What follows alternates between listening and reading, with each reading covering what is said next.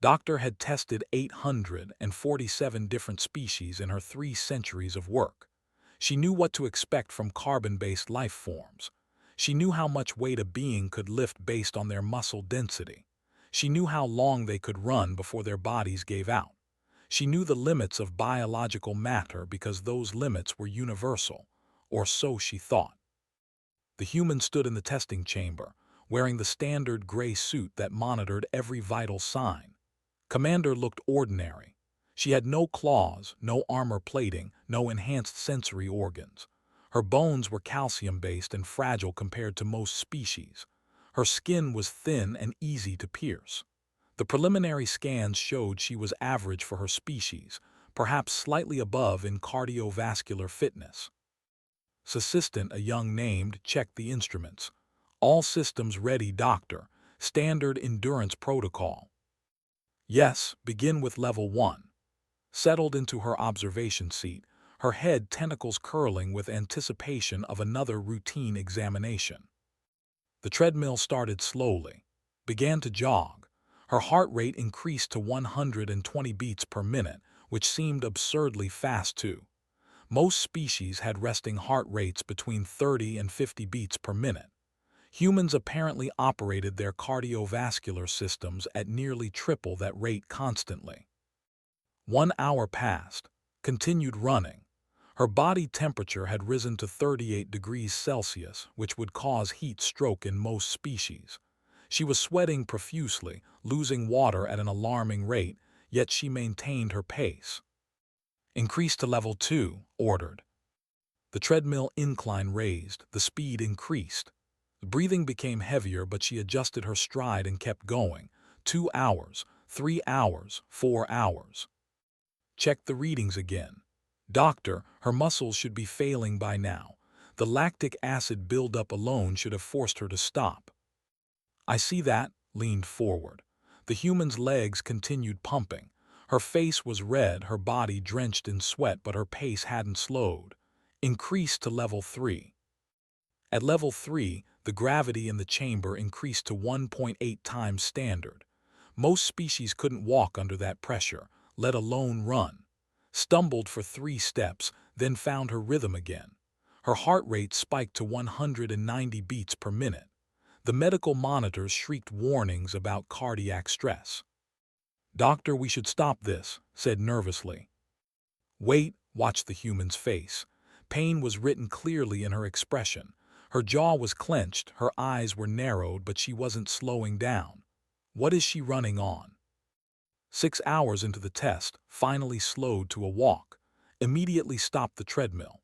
The human bent over, hands on her knees, gasping for air. Her legs were shaking. Her entire body trembled with exhaustion. Medical scans showed severe muscle damage, dangerous dehydration, and a core body temperature that should have caused organ failure. Yet within 20 minutes was standing upright again, drinking water and breathing normally.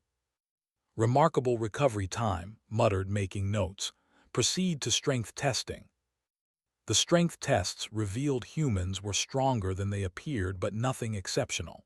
Could lift approximately twice her body weight, which was respectable but not unusual. The flexibility tests showed she was moderately flexible. The reaction time tests placed her in the average range. Then came the pain threshold testing. The device delivered carefully calibrated electrical pulses to nerve endings. Most species tapped out around level 4. The who were considered quite tough usually stopped at level 6. The scale went to 10, though no species had ever voluntarily endured past level 7. Reached level 4 and grimaced but didn't signal to stop. Level 5 made her hand clench into a fist. Level 6 caused her to gasp and close her eyes. At level 7, tears ran down her face, but she didn't move her hand from the device. Human, you may stop at any time, said through the intercom. Keep going, said through gritted teeth. Level 8, her entire body went rigid. Her breathing came in short, sharp bursts. The monitors showed her pain receptors firing frantically, her nervous system screaming in distress. This is unnecessary, insisted. You've already exceeded expectations. Level 9 said. Exchanged a concerned look with but pressed the button. Hand began to shake violently. Sweat poured down her face. She bit her lip so hard it bled, but she didn't remove her hand. After 10 seconds at level 9, terminated the test. Enough, that's enough. Pulled her hand away and cradled it against her chest. She was pale and shaking, but after a few deep breaths she looked up at the observation window. Did I pass? Yes, said quietly, you passed. The psychological testing began the next day. Designed scenarios to measure stress responses, decision-making under pressure, and emotional resilience. The first few scenarios were standard. Performed well, showing good judgment and remaining calm during simulated emergencies. Then activated Scenario 15, which was designed to be unsolvable. The simulation showed commanding a ship that was damaged and losing life support. She had to choose which sections to seal off, knowing that crew members in those sections would die.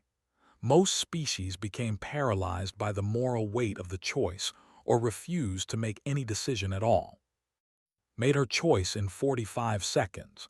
She sealed off 3 sections, sacrificing 12 crew members to save 30. Then she immediately began working on alternative solutions, trying to find ways to rescue the people she had condemned.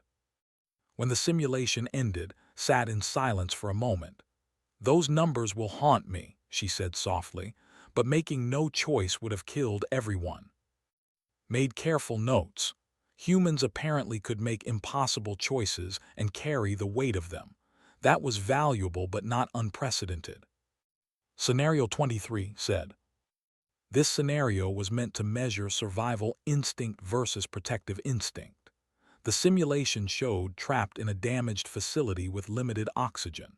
She had enough air to survive if she stayed where she was, but her crew members were trapped in another section with no air at all. To reach them, she would have to cross through a depressurized zone, which would use up her oxygen and likely kill her before she could save them. Most species recognized the logical choice and stayed put, requesting rescue. The survival instinct was supposed to be the strongest biological imperative. Checked her oxygen gauge, calculated the distance, and immediately started moving toward her trapped crew. Human stop, said through the intercom. Analyze the scenario. What is the logical outcome? I die probably, said, still moving, but there's a chance I reach them in time. A 3% chance based on the simulation parameters. Then I better move fast. Watched as pushed through the simulated dangers, her oxygen gauge dropping rapidly. The human's breathing became labored. The monitors showed oxygen deprivation affecting her brain function. Still, she kept going. She reached her crew with 30 seconds of oxygen remaining. The simulation ended with her saving 2 of them before her oxygen ran out. You died, said flatly. 2 people lived, was breathing hard from the exertion. That's a win. His tentacles curled in distress. You chose certain death for uncertain survival of others. This is not logical. No, agreed, but it's human. The final test wasn't supposed to happen. It was an accident, a malfunction in the simulation systems. Had been running Scenario 31, a moderate stress scenario involving a station emergency. Somehow, the safety protocols failed. The simulation became too real. The holographic fires looked genuine.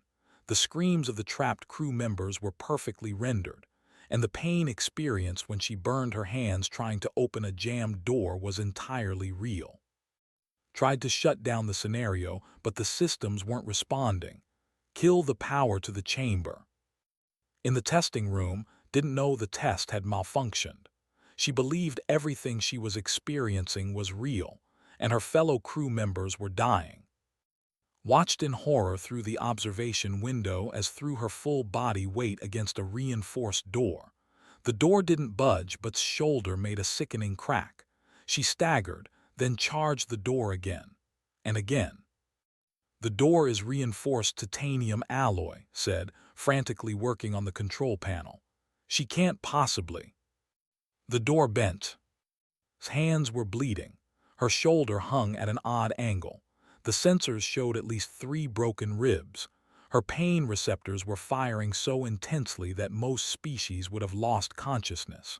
She took 3 steps back, then ran full speed at the door. The door tore free from its hinges, stumbled through into the next section where holographic crew members were huddled. She began pulling them toward the exit, one by one, her broken body moving on pure will. She was crying from the pain, leaving bloody handprints on everything she touched, but she didn't stop. Finally got the power cut, the holograms vanished. The simulated fire disappeared, collapsed to her knees, confused and gasping. "Medical team to testing chamber 3 immediately," ordered. She sat frozen in her chair, staring at the bent titanium door. The sensors had measured the force of impacts. The human had been generating force that should have been impossible for her muscle mass. Her body had somehow its normal limiters, allowing her to damage herself catastrophically in pursuit of a goal. The medical team arrived and sedated. As they carried her out on a stretcher, pulled up all the data from the test. The readings were clear. When believed others were in danger, her body had activated something. Her adrenal glands had flooded her system with chemicals. Her nervous system had partially shut down pain receptors. Her muscles had contracted with force that damaged her own skeletal structure. Had never seen anything like it. Most species had safety mechanisms that prevented self-destruction. The body protected itself first, but humans, apparently, could consciously override those mechanisms. They could choose to break themselves if they believed the cause was worthy. She sat alone in the observation room for a long time, staring at that bent door. Then she accessed the Concordat's classified database and began to write her report. Her tentacles trembled as she typed the conclusion. Humans had limits like any biological organism. The problem was that humans didn't acknowledge those limits until after they were already broken. And by then, the damage was done, either to themselves or to whatever they'd been fighting against. Marked the report with the highest classification level available and sent it directly to the High Council. Then she went to medical to check on, who was in a regeneration tank and would remain there for 3 weeks. The bent titanium door was quietly removed and stored in a secure facility, made sure no one but her and had access to the full test recordings. Some things, she decided, the galaxy wasn't ready to know about humans. But as she looked at its peaceful face through the regeneration tank's viewing port, knew the truth couldn't stay hidden forever. Humanity wanted to join the Concordat, and the Concordat was about to learn that they had just invited something unprecedented into their carefully ordered universe. A species that could choose to ignore every survival instinct and fight until their bodies literally fell apart. She just hoped the galaxy was ready for what that meant. 6 months later, Commander stood on Earth, looking up at the night sky. The Concordat had accepted humanity's application. They were officially members of galactic civilization now. It should have been a moment of celebration. Instead, felt uneasy. There were gaps in her memory, 3 weeks of them to be precise. She remembered arriving at the testing station. She remembered some of the earlier tests. Then nothing until she woke up in a medical facility with healed injuries she didn't remember receiving. The official report said there had been an accident during testing, a simulation malfunction. She'd been injured but made a full recovery. The Concordat had apologized profusely and offered compensation.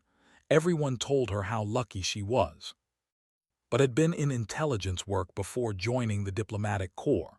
She knew when she was being lied to. The too smooth explanations, the sealed medical records, the way her superiors changed the subject whenever she asked questions.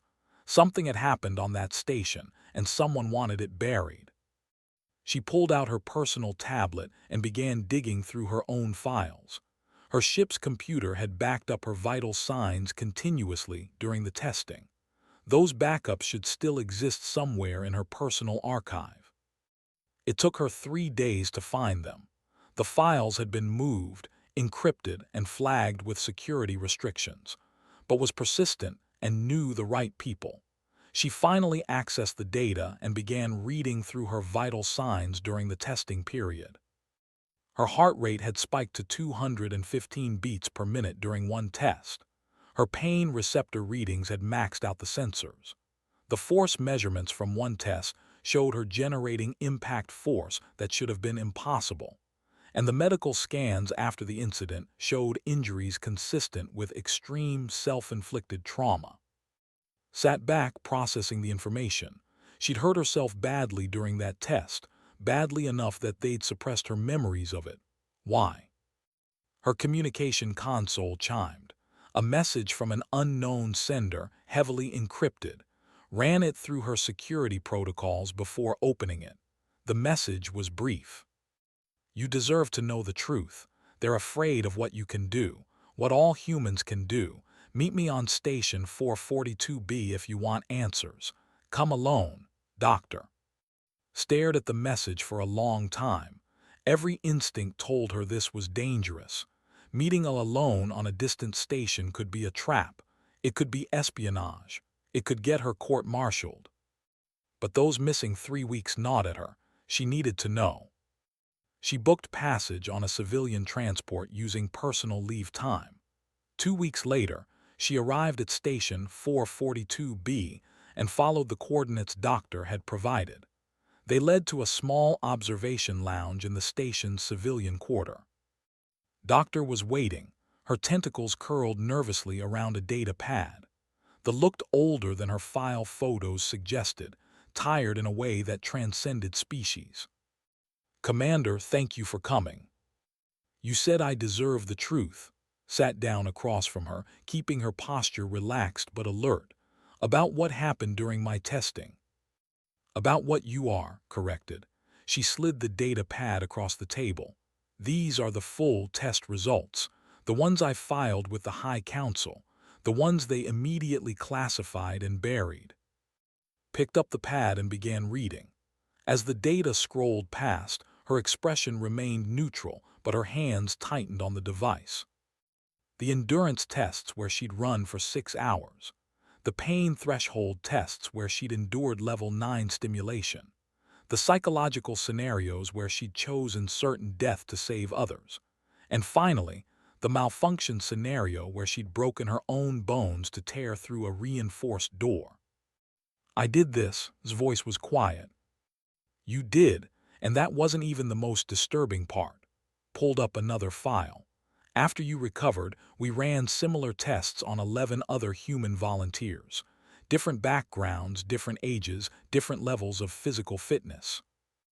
Looked at the compiled results. Every single human had performed similarly. They'd all pushed past normal endurance limits. They'd all endured extreme pain without stopping. And in crisis scenarios, they'd all chosen to sacrifice themselves to save others. We're all like this, asked. Every human we tested. Your species evolved on a world so hostile that your bodies developed multiple redundant systems for survival. Your adrenal response is more powerful than any species we've documented. Your pain tolerance is off the charts. And most importantly, you can consciously choose to override your survival instincts. His tentacles drooped. Do you understand what that means in galactic terms? Thought about it. She'd studied hundreds of alien species during her diplomatic training. She understood how they thought, how they functioned, how their societies operated. You're afraid of us, she said finally. Terrified, admitted. Most species will surrender when the cost becomes too high. It's basic survival logic. You fight until the odds turn against you, then you retreat, negotiate, or submit. But humans don't follow that logic. You'll fight until you're dead if you think the cause is worthy. That makes us dangerous. That makes you unprecedented. The Concordat has rules for dealing with aggressive species. We have protocols for handling territorial species. We even have procedures for managing paranoid species. But we have no framework for dealing with a species that's biologically incapable of giving up. Set the data pad down. Is that why we got provisional membership with restrictions? The limited military forces, the Concordat observers on our ships. The council is divided. Half want you expelled entirely. A quarter want you quarantined to your own system. The rest think you're the most loyal allies we could have, because once you commit to something, you see it through no matter the cost. Leaned forward. I broke every regulation by sending you this data. I could lose my position, even face imprisonment. But you deserve to know why the galaxy is afraid of you. Why tell me? Why not just let it stay buried?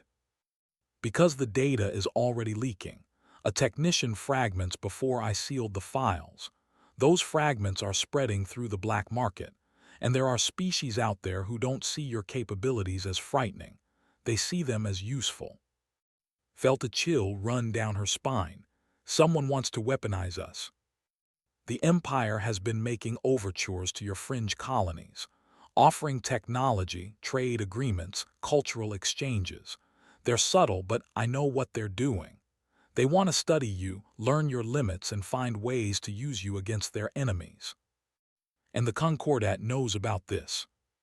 Intelligence is aware, yes, but they're paralyzed by internal politics. Some council members think if they want you, then you must be dangerous and should be expelled.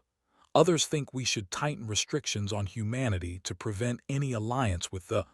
No one is actually addressing the real problem. Stood and walked to the observation window. Outside, ships moved through the void, following orderly traffic patterns. Everything in the Concordat ran on rules, protocols, and carefully maintained order. Humanity was chaos to them. Unpredictable, unstoppable chaos. "What do you think I should do with this information?" asked. "I don't know," admitted, "but I thought you should have the choice. The Concordat took away your memories of what you're capable of. I'm giving them back." Looked at the data pad in her hands. The truth about humanity and measured. The proof that humans were simultaneously the most fragile and most dangerous species in the galaxy. "There's more happening, isn't there?" said. "You wouldn't risk everything just to tell me the test results." Hesitated, then pulled up another file. 3 more human testing sessions have been scheduled. The council overruled my objections. They want more data, more proof that what we found wasn't an anomaly. Who are they testing? Volunteers from various colonies. They think they're participating in standard compatibility assessments. They don't know what really happened to you, and I can't warn them without revealing I leaked classified information. Made her decision. Give me their names and locations. What will you do? What humans do best, apparently. Something stupid and stubborn that might get me in trouble but is the right thing to do anyway. All the files to her personal secure storage. I'm going to warn them, and then I'm going to figure out what they are really planning. This will destroy your career. Probably, but that's my choice to make, isn't it? Extended her hand. Thank you, Doctor, for giving me the truth. Reached out and grasped hand with her tentacles. The gesture was awkward but sincere. Be careful, Commander. The galaxy is watching humanity now. Everything you do will be scrutinized. Good, said. Let them watch. 3 weeks later, tracked down the first volunteer, a colonist named from New Harbor. She found him at a trading post, preparing for his trip to the testing facility. Approached him at the bar.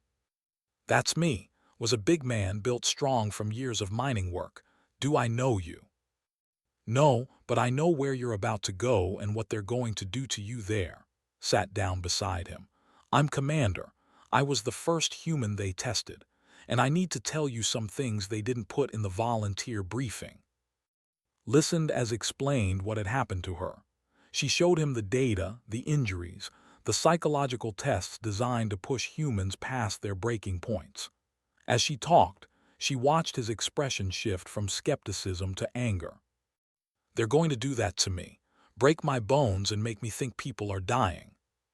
"Maybe not exactly that, but they're going to push you until you break, and then they're going to be terrified of what you're capable of when you do."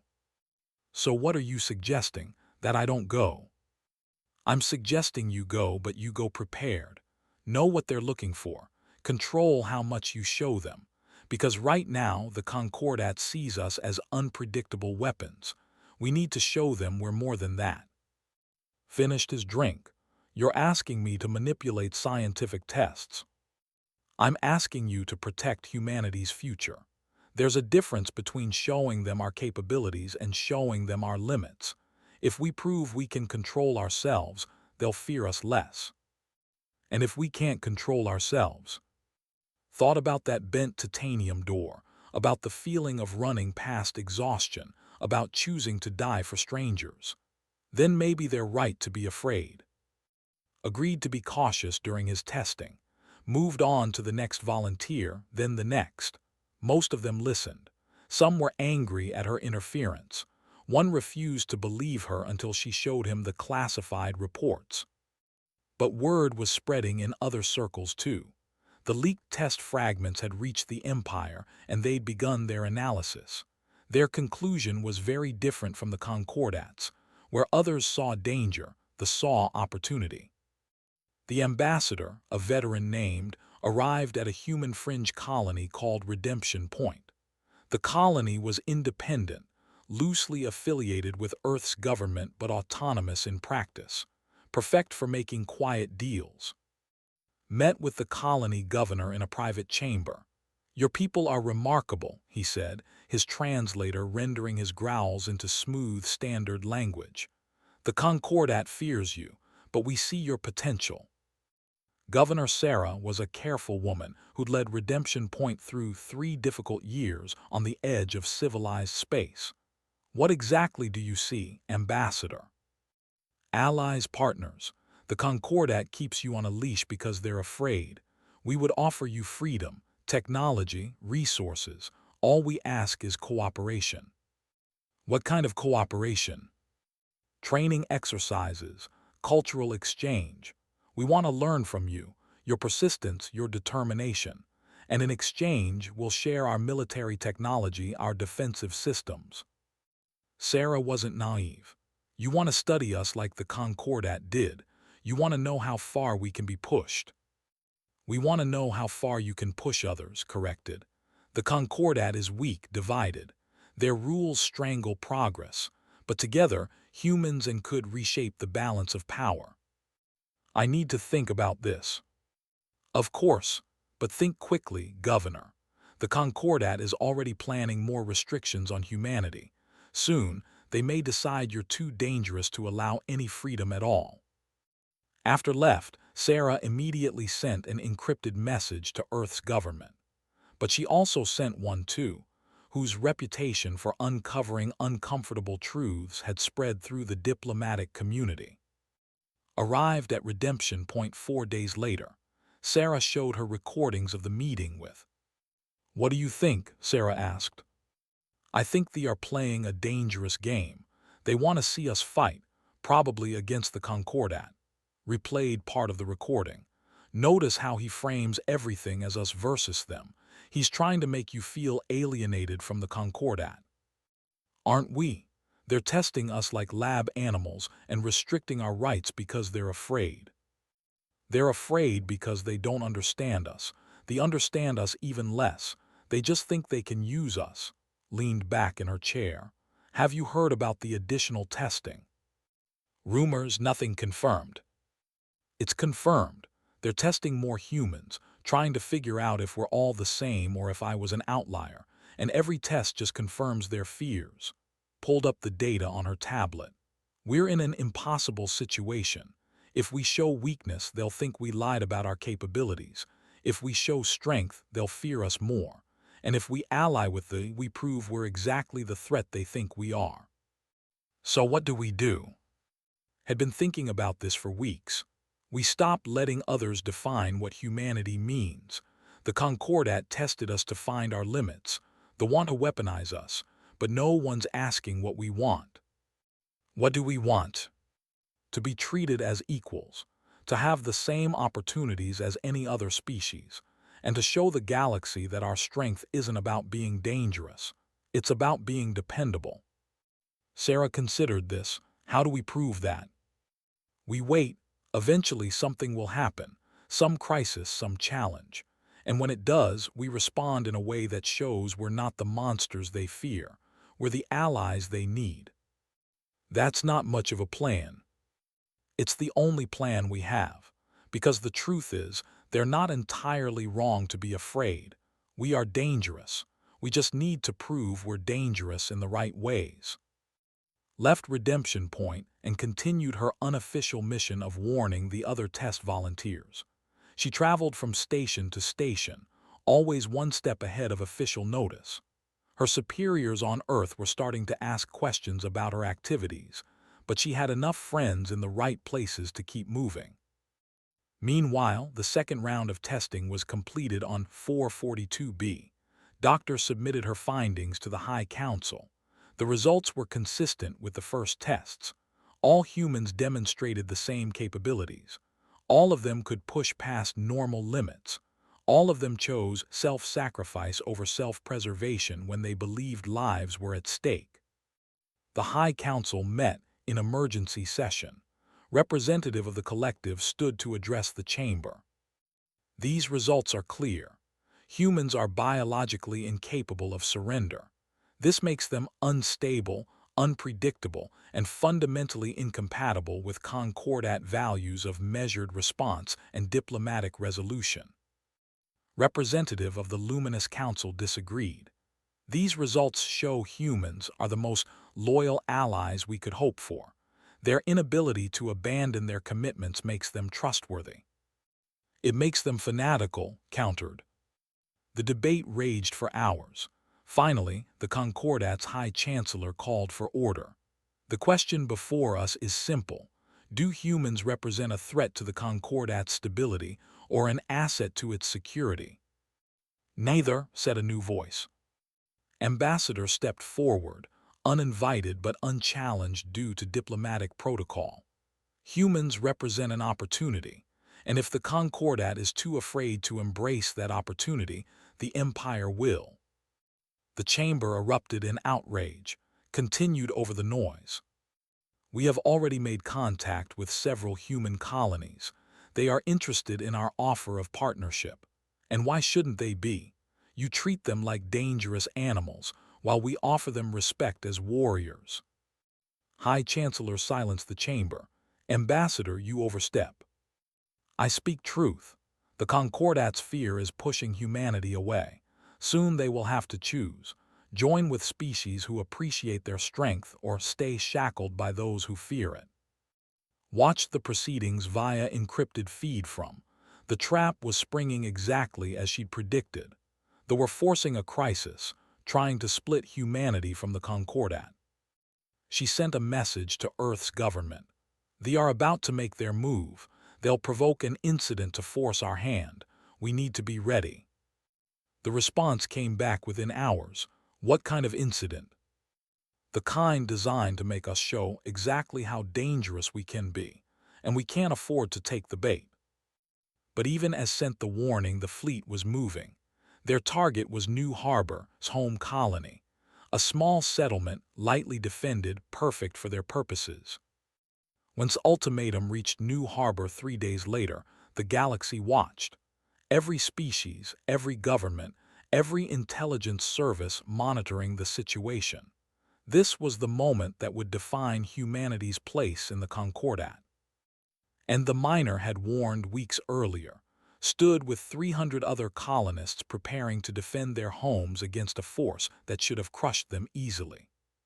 Ship raced toward New Harbor at maximum speed. She knew what was about to happen. She'd seen the data. She knew what humans could do when pushed to their limits. The question was whether the galaxy was ready to see it too. The troop carriers descended on New Harbor like iron rain. Watched them come from the mining facility that had been hastily converted into a defensive position. Around him, 300 colonists checked weapons that were never meant for warfare. Mining charges, industrial cutting tools, a handful of actual firearms that probably wouldn't penetrate armor. This is insane, said the colony's head engineer. She was 60 years old and had never fired a weapon in her life. We should evacuate. To where? Checked his mining charge detonator. They've got the landing pads surrounded. Only way out is through them. The commander's message played across every screen in the colony. This is Fleet Commander. By order of the Empire, you are hereby placed under protective custody. Surrender peacefully and you will not be harmed. Resistance will be met with appropriate force. Had been thinking about his conversation with for weeks, about the tests, about what humans could do when pushed to their limits, about how the galaxy saw them as dangerous, unpredictable, uncontrollable. He opened a colony-wide channel.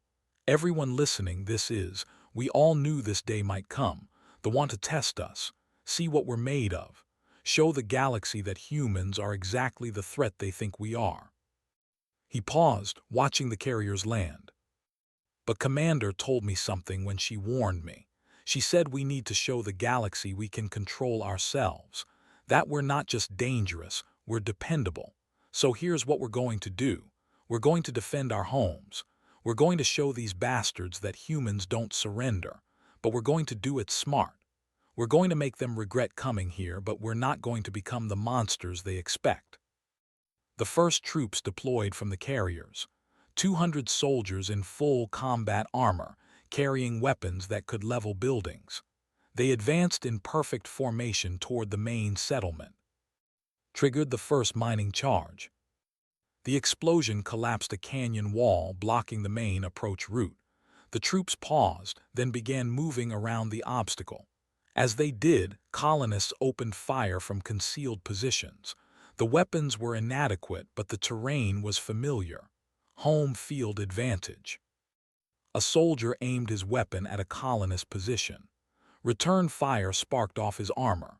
He charged the position, expecting the defenders to break and run like any sensible species would. Instead, a 53-year-old teacher stepped out of cover and threw herself at the soldier. She grabbed his weapon arm with both hands, using her full body weight to force it down. The soldier was stronger, but he was surprised. His shot went wide. 3 more colonists rushed in. One swung a mining pick at the soldier's knee joint. Another threw a makeshift explosive at the group of soldiers behind him. The third grabbed and pulled her to safety before the explosive detonated. The soldier went down. His armor was dented but not breached. He tried to stand. Now back in cover, fired a mining charge that brought part of a building down on top of him. Across the settlement, the same scene repeated. Colonists couldn't match in armor or weapons, but they knew every tunnel, every building, every weak point in their own infrastructure. And they used that knowledge with a ruthlessness born of protecting their homes. Fleet Commander watched from orbit, monitoring the situation through his troops' cameras. This wasn't going as planned. The colonists should have broken after the first casualties. Instead, they were getting more organized, more effective. "Sir," his tactical officer reported, "we've lost 6 soldiers, 12 more injured. The colonists are using the terrain against us." "They're farmers and miners," growled. "How are we losing to farmers and miners?" He watched one of his elite soldiers get brought down by 3 colonists working together. One distracted him. One attacked from behind. One triggered a trap that collapsed a tunnel on the whole group. "They're fighting like they have nothing to lose," the tactical officer said. "They don't," realized. "This is their home, we're attacking their home." He'd made a tactical error. He'd assumed humans would react like most species, surrendering when the odds were against them. Instead, they'd reacted like cornered predators, desperate, dangerous, and apparently willing to sacrifice themselves to protect what mattered to them. On the ground, his shoulder was bleeding from a grazing shot. His ribs hurt from where he'd thrown himself behind cover too.